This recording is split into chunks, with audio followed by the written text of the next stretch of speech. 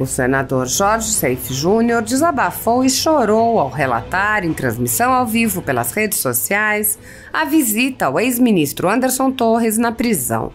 O senador se emocionou ao descrever o estado físico e mental de Torres após 4 meses na prisão a mando do ministro Alexandre de Moraes, do Supremo Tribunal Federal.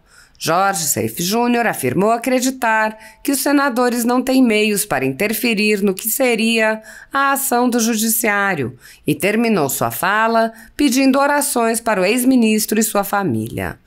O senador disse: "Não tem como não se emocionar. A gente está falando de um ser humano. Tudo contra o Anderson Torres é suposta omissão, suposto ato antidemocrático, é tudo suposição. E uma prisão provisória preventiva não pode demorar tanto tempo assim. O cara está magro, barbudo, o cara está detonado, e especialmente emocionalmente."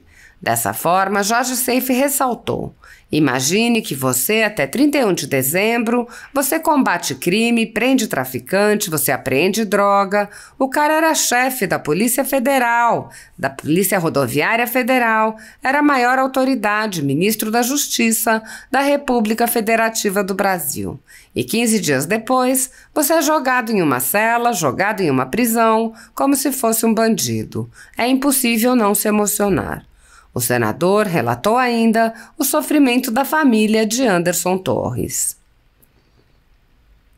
Assim como o ex-ministro Anderson Torres, milhares de pessoas estão sofrendo, muitas há anos, medidas arbitrárias e abusivas, sem chance de defesa ou acesso ao devido processo legal.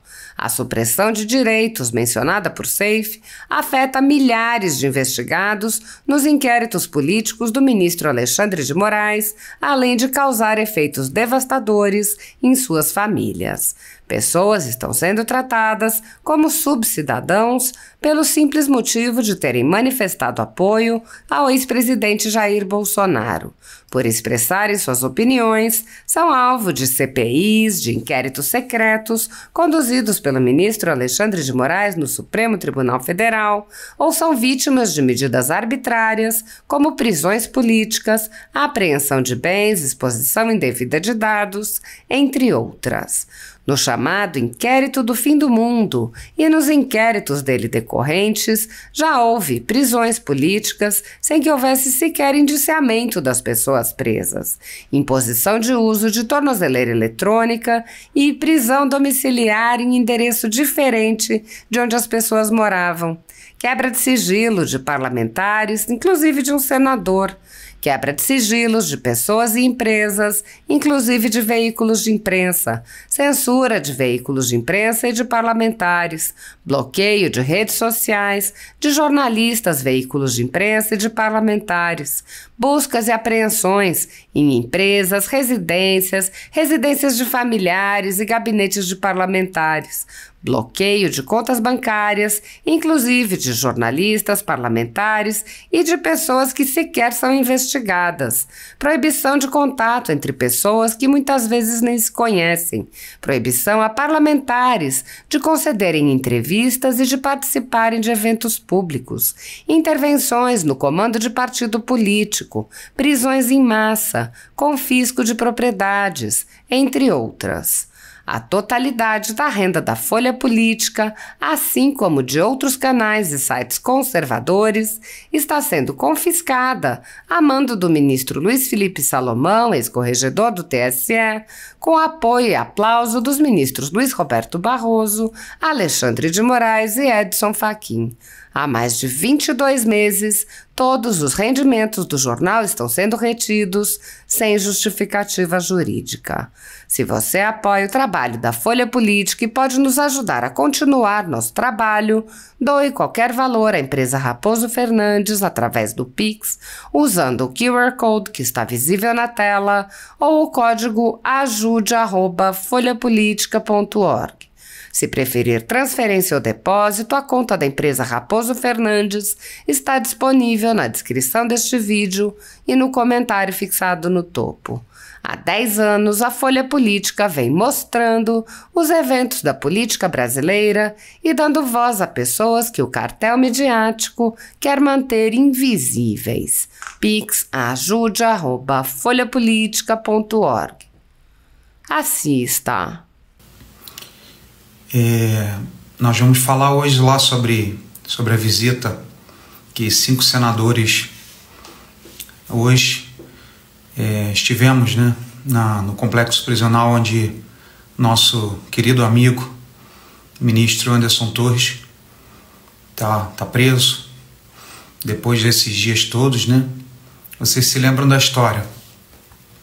O Anderson, no dia 1º, foi nomeado secretário de segurança aqui do DF. Estou falando com vocês aqui de Brasília.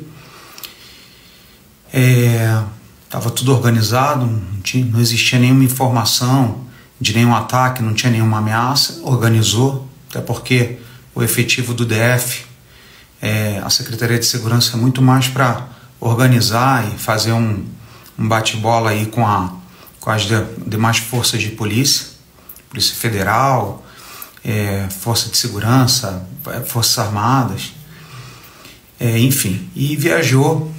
Ele hoje narrou lá, muito emocionado, inclusive. Viajou pela primeira vez. As filhas dele e a esposa dele fizeram uma viagem para fora do Brasil. O sonho das filhas dele, tem 3 filhas, era de conhecer lá o parque da Disney, e ele conseguiu então essa licença e viajou. E houve lá os eventos do 8 de janeiro, com os quais nenhum de nós concordamos, quando se trata de nenhuma manifestação violenta, depredação, quebra de patrimônio público, invasão, roubo, destruição. Ninguém concorda com isso, independente da ideologia, independente das posições políticas, partidárias. Ninguém concorda com isso, nem eu, nem você, nem ninguém, né? Com certeza. E então ele foi decretado, foi solicitado a ele na mesma hora, mostrando toda a boa vontade e demonstrando lisura e tranquilidade, pegou o avião lá nos Estados Unidos, voltou aqui para o Brasil, e assim que ele pousou aqui no aeroporto de Brasília, então ele foi preso. Eu não sou jurista, entendo algumas coisas de direito, porque a vida vai nos ensinando nos cargos públicos. Você tem muito acesso a advogados e Advocacia Geral da União, enquanto eu fui lá secretário nacional de pesca, então a gente acaba aprendendo um pouco do juridiquês, né? E tentamos visitá-los outras vezes, muito mais na questão humanitária, né? As pessoas, eu acho isso muito bacana, as pessoas, por onde nós passamos, nos perguntam: vocês, senadores, não podem fazer nada? Você é senador da República, o Anderson. Então, como é uma questão judicial, nós, enquanto Senado, que é um poder legislativo, tem que aguardar realmente as decisões judiciais, né? Nós, então, 42 ou 43 senadores da República assinaram uma carta pedindo para o ministro Alexandre de Moraes liberar uma visita, porque nós não estávamos conseguindo, ele estava proibido de receber visitas, exceto familiares e advogados. E nós estamos desde que ele está preso, lá em janeiro, no início de janeiro, na primeira quinzena de janeiro, que nós não conseguimos. E vocês sabem, eu trabalhei com o Anderson, Rogério Marinho, que é o líder da minoria no Senado, trabalhou com ele como ministro de Estado também. Todos servimos o Brasil no governo do presidente Bolsonaro. Estava demorando muito essa resposta, até que ontem, 17 horas, sexta-feira, onde a maioria dos senadores já viajaram para os seus estados para cumprir suas agendas, veio então a decisão, o despacho, de que o ministro Alexandre de Moraes autorizaria então visita de 5 em 5 senadores, até porque não tem como 43 senadores entrarem no complexo prisional, porque não tem espaço para isso, né? Então, pessoal, eu falo com vocês assim, diante de Deus. Foi muito emocionante, porque o Anderson é um cara do bem. O Anderson, a gente conhece a história dele, conhece a família dele, e realmente ver o meu irmão Anderson naquela situação foi de arrebentar o coração, né? Assim que nós chegamos lá, nos abraçamos, e não tem como não se emocionar. Até peço perdão para vocês, mas a gente está falando de um ser humano. Tivemos lá com o advogado dele, ele leu lá, né, que tudo contra o Anderson suposta omissão, suposto ataque antidemocrático, tudo suposição. E uma prisão provisória ou preventiva não pode demorar tanto tempo assim. O cara tá magro, o cara tá seco, barbudo. Eu sempre usei barba, mas o Anderson sempre tava, sabe, arrumado, barbinha feita. Então o cara assim tá detonado, né? Não tem como. E especialmente emocionalmente. Porque imagina que você, até 31 de dezembro, você combate crime, você prende traficante, você apreende droga. O cara era chefe da Polícia Federal, Polícia Rodoviária Federal, era a maior autoridade, ministro da Justiça da República Federativa do Brasil. E 15 dias depois você é jogado numa cela, é jogado numa prisão, como se fosse um bandido. Então, é impossível não se emocionar, é impossível, porque é uma questão, inclusive, humanitária, pessoal. Se o Anderson foi culpado, hoje a gente conversou lá, ficamos aproximadamente 2 horas, que é para não desorganizar lá o presídio, né? Os horários, a questão deles lá de organização. Então ficamos aproximadamente 2 horas, chegamos lá. Eu fui o primeiro a chegar, cheguei 9h30, dormi super mal à noite, estava muito ansioso, porque a sensação de quem está numa prisão e que não recebe visita dos seus amigos, com certeza é uma sensação de abandono, e a gente nunca o abandonou, nós nunca esquecemos dele, não tem um dia, sabe, eu falo com vocês diante de Deus, não tem um dia que nós no Senado não lamentemos, não tentamos falar com os advogados para ver como estão andando as ações dentro do Supremo Tribunal Federal, né? Apesar de, mais uma vez, eu não sou advogado, não sou jurista, mas entendemos que ele não devia estar nessa situação, pelo menos podia estar em casa, seja com tornozeleira eletrônica, prisão domiciliar, não tem problema. O problema é um cara que está sendo investigado ainda e teve a sua liberdade retirada. E aí que a gente sempre fala muito de liberdade. A liberdade é o maior patrimônio que nós temos. E nesses 3, já estamos hoje a 6 de maio, então conversamos muito com ele, conversamos, choramos, oramos, nos abraçamos lá em diversas oportunidades, né? O advogado dele estava lá, os pais dele estavam na sala, a sala ao lado, aguardando o momento deles de entrarem também. A sua mãezinha também está com uma doença terrível, que é o câncer. Então imagina também uma mãe vendo um filho que trilhou uma carreira na segurança pública jogado dentro de uma cela. É muito difícil, pessoal.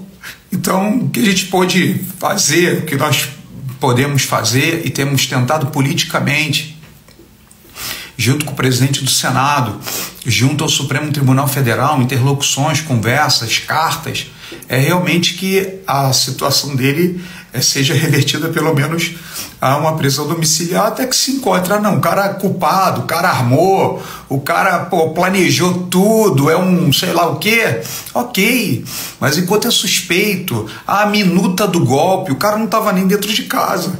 Você sabe lá como é que esse papel...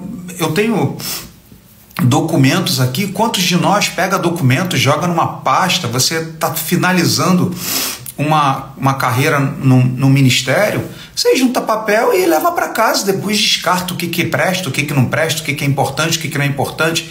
Então Eu queria falar mais dessa questão humanitária, não quero politizar a questão, não quero também falar nem de mal de A nem de B, mas realmente a situação dele inspira cuidados, especialmente a parte psicológica dele, né? O Anderson está muito abatido, o rosto dele barbudo, sabe quando o cara tá na lama, o cara tá detonado.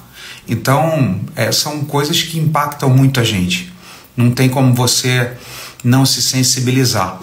E tivemos ali então, só para dar honra, né, as pessoas que foram ali, os senadores, né, eu, Jorge Seife, Rogério Marinho do Rio Grande do Norte, Eduardo Gomes do Tocantins, Márcio Bittar do Acre e Magno Malta lá do Espírito Santo.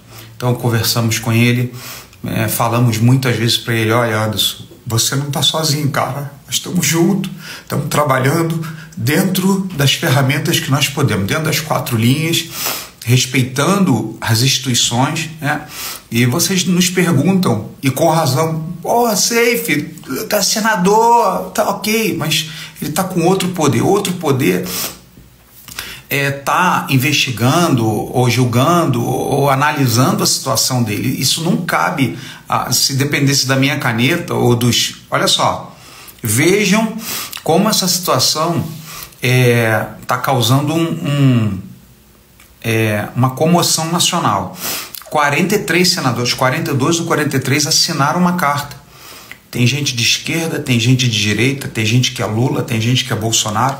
Então já ultrapassou. Quando você alcança o coeficiente de acima de 41 senadores, já não foram 5 senadores, foi a instituição Senado Federal que estava ali presente, prestando toda a solidariedade ao Anderson. Então, conversando, né? Conversamos muito com ele, demos palavras de força, lemos a Bíblia com ele, Salmo 18, o Magno lá trouxe uma palavra, o Magno, eu acho que ele é pastor, mas foi muito, muito bacana. Conversamos também com seus pais. Imagina vocês terem 3 filhas, só consegue ver uma por conta da limitação de idade para entrar no presídio, só uma pode visitá-lo, as 2 menores não conseguem. Então, eu falo com vocês, nós saímos de lá realmente moídos, sabe? Moídos. Então, temos feito aí todos os esforços realmente para que ele vá para casa, seja julgado, se cometeu algum erro, que pague por eles, mas não enquanto for suspeito. O advogado lá leu a peça para nós, explicando que realmente o tratamento do Anderson não está sendo um tratamento padrão da justiça, né?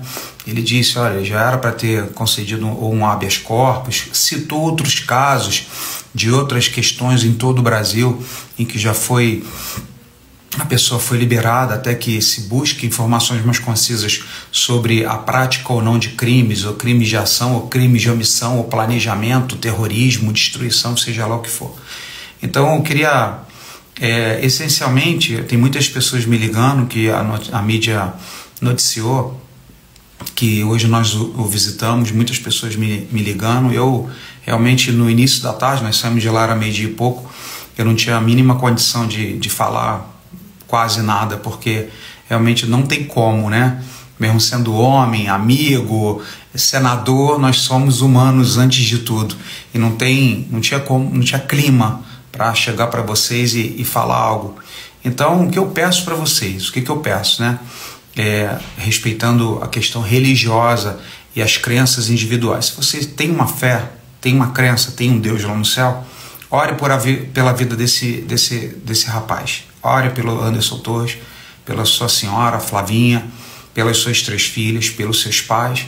A mãe dele tem câncer, está sofrendo, está agravando a questão do câncer dela, porque não tem como uma mãe, né, ver um filho numa situação dessa e não sofrer mais, ainda mais uma doença terrível como essa. Então eu peço para vocês, orem pelo nosso irmão Anderson Torres, orem pelo homem, pelo ser humano, orem pela família dele.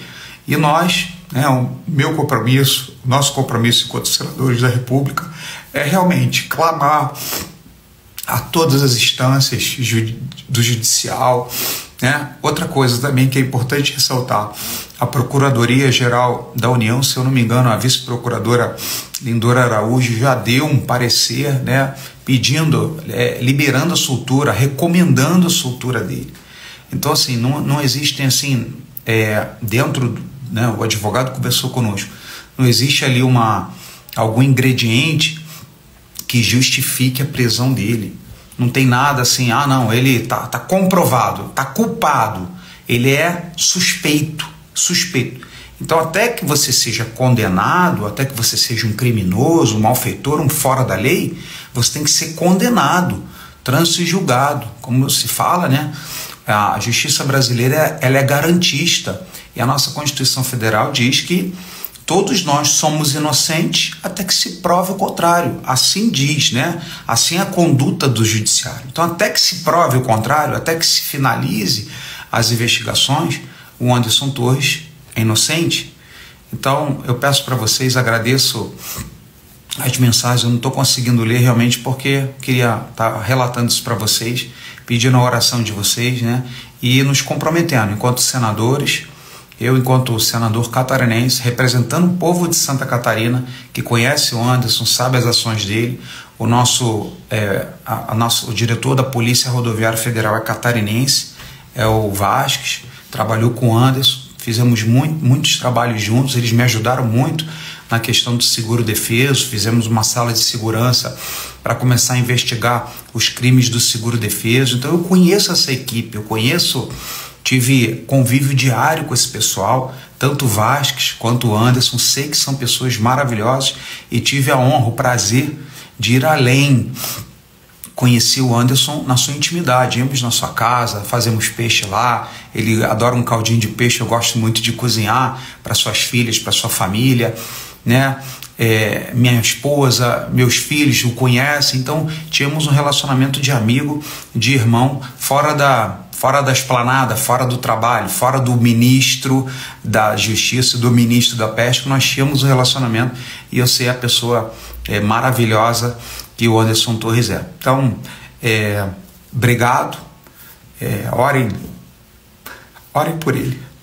Nós estamos trabalhando para que esse pesadelo termine o mais rápido possível, porque se merecesse, né?